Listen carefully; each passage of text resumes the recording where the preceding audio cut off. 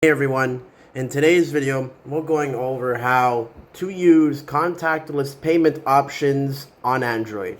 So to get started, you would have to have some sort of application that involves online card usage. So for me, I like to have the Google Wallet, and the Google Wallet allows you to add your payment card. As you can see here, you can fill out all sorts of information so that you can link your card onto Google Pay. And once you've done that, the next thing you'll need to do is you'll need to head over to settings and you'll need to enable NFC and contactless payments.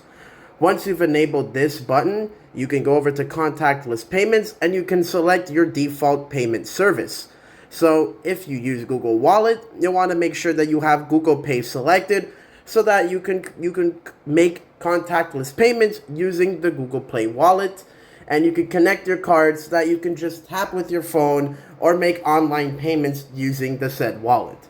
So if this video helped you out, please consider liking and subscribing for more videos like these. Goodbye.